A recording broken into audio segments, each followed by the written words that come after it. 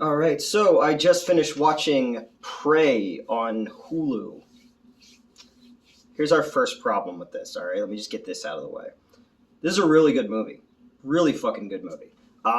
Dare I say the third best Predator movie ever made? You know, but it's streaming on Hulu, and the movie was clearly made to be a streaming movie. It's missing some elements that would have made it a theatrical experience, which sucks because I really liked it, but I've seen every Predator movie in the theaters. My parents took me to see the first one. I had the fucking tie-in comic book to the second one. I was so excited about that one. I saw Alien versus Predator and Alien versus Predator Requiem on opening nights.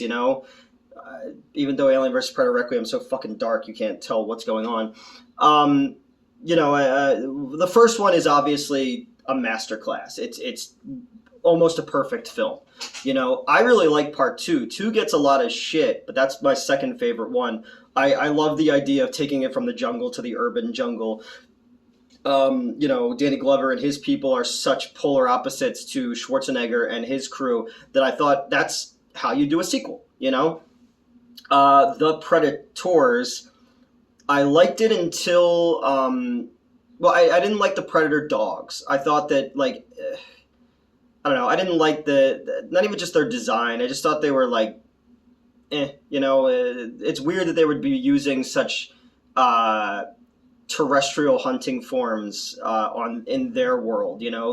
I could see if they were hunting on Earth, they would hunt with honor like humans, but hunting humans in your ground, you should use your techniques. I don't know, or maybe I'm just fucking wrong, and who knows. This one is and then the last, I always forget the last one existed, where the Predator came to Earth to get autism, because autism is a superpower in space. I don't know. That, first off, that movie was a fucking, cut to shit by the studio, and they tried to make a Marvel movie out of it. But, I digress. This movie is stripped back. Set in the 1700s. The entire movie is basically just a 2-hour long explanation on where the Predator got that gun in part two. Sure. Set in the 1700s, about a Comanche tribe. I saw a lot of people who were upset because it's a girl as the lead, and they were just like, oh, it's good, she's a Mary Sue, and this is not Sisters Get Things Done movie. First off, Native American culture is very gender neutral, or gender fluid anyway. So there were female warriors, and that's what she is trying to be. Is her brother is kind of the leader of this pack, and he knows that she's a good tracker, and he knows that she's smart and she's strong, but he's still pushing her, that she's not ready. And the other guys in this thing also kind of give her a hard time, but not in a because you're a girl kind of way, because they do the same things to each other. It's just she hasn't earned the right yet to be on their level. But again, she's smart and she's cunning and she knows things that they don't know. And again, not in a Mary Sue way. I didn't view it that way, And trust me, I'm hyper vigilant and aware of the message and everything anymore, They go out on a hunt for a mountain lion, and she is about to have the kill, and she gets injured, and her brother has to bring her back, and he kills the mountain lion and becomes the big hero. At the same time, the Predator is landed, and the Predator in this one has a very, very unique look, which I actually was very excited about seeing. It's a combination of the original suit, the one that Jean-Claude Van Damme was in, and the Stan Winston suit, and they're both put together, and it gives it more of a lean, athletic but feral kind of vibe to it. Its mask looks like the shell skull from the Angel of Death in Hellboy 2, The Golden Army. It's when it takes the mask off and it looks like an orc from Lord of the Rings meets the cockroach monster from Men in Black, the CGI is not there. There's a couple times in this movie where the CGI is just not there. But again, it's because it was going to Hulu. It lacks a big bombastic score. It lacks more stylized action scenes, which I'm fine with because again, like with Top Gun or something like Joker or whatever, like these scaled back movies that can tell a good story where you're interested in the characters and and the other stuff is just nice to move things along and keep you interested. This one does lack on spectacle. Like I was saying, it's missing some beats. When the French trackers show up is kind of funny though because they needed to up the body count. They needed that gun to come from somewhere too. But these guys are like straight up like ho, ho, ho, caricatures, like Pepe Le Pew style. And so they're there and they're showing the savagery of the white man, and we all know how that goes. Skinning the buffalo and then capturing her and her brother and keeping them in cages and like injuring her brother and stuff like that. But eventually they run afoul of the predator, and the predator fucking houses some motherfuckers. And the gore is fantastic, even the CGI stuff. You got a scene where the fucking predator fights a bear. Like those are the kind of shit I used to draw in my notebooks when I was a little kid. It's like, hey, the predator's gonna fight a bear now, But I really, really dug this movie. I'm so bummed that we're not getting the theatrical experience on things anymore. And it's like, this is the future. We're living in the future. George Jetson was technically conceived or born last weekend, or I don't know how that fucking meme goes. But so we now are living in a Jetsons-like future, and streaming is unfortunately the way everything is going to go from now on. Movie theaters are going to become more and more phased out, and that sucks. As somebody who not even just spent 20-something years running movie theaters, like those are my fucking some of the most amazing experiences and inspirational things and ideas came from that idea of movies are when it was film, it was a magic trick. It was 24 frames a second, still images, and when they're projected, moving in sequence, a still image can make you laugh, make you cry, make you scream, make you horny, whatever, and there's something magical about that our brains kind of put the pieces together and create these images that stay with us forever, and just the general idea. I've always just loved the idea of a movie theater where you and 100 strangers sit together in a dark fucking room and something projects up on the screen and everyone is sitting watching the exact same thing, but we're all getting something different from it.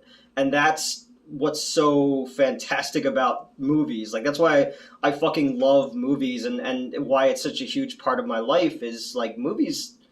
Even when a movie's really, really fucking bad or really, really good and it moves you or it makes you like want to make fun of it online or whatever the fuck people do, now with movies and stuff like that. It's inciting an emotion, and while everything in the world is falling apart and is on fire, and throughout my entire life dealing with shit, the one place I could always go was to a movie theater or to a VCR or a fucking Blu-ray player or whatever. And relive some of those amazing moments and things that feel like a warm blanket when things are falling apart, or go and see something you've never seen before and either you love it or you hate it or it leaves you with something. The worst kind of thing you could possibly have when you go to the movies or when you watch a movie is to forget it by the time you walk out the fucking door. And it's like I've said millions of times, place like what art will survive in the future? Like, are we creating anything now that's worth anything? Everything's just a copy of a copy of a copy. And yeah, Prey is a IP. It's the Predator movies, but with a smaller budget, they will allow these directors to tell a story, to have interesting characters, to show a culture that we don't get to see very often, and then treat it with fucking respect, like they weren't treated as, red-faced Indians or something like that you would get in the old days. Like this was like there was an understanding of these people, and I think it's they're Comanche or any native people, any indigenous people are just so underserved in our society when it comes to media, that I think it's cool that they're not just played off as like the warriors or the mystics. Like they're real people, in a Predator movie.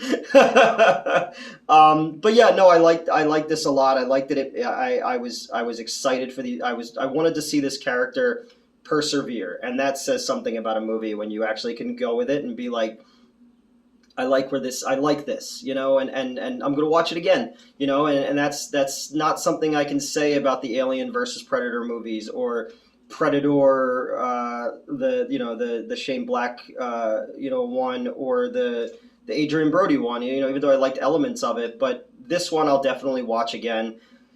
Again, I wish it was in a movie theater, and if it wasn't a movie theater, I wish they played up the score a little bit more, and maybe some of the action scenes give it a little bit more oomph and clean up some of the CGI.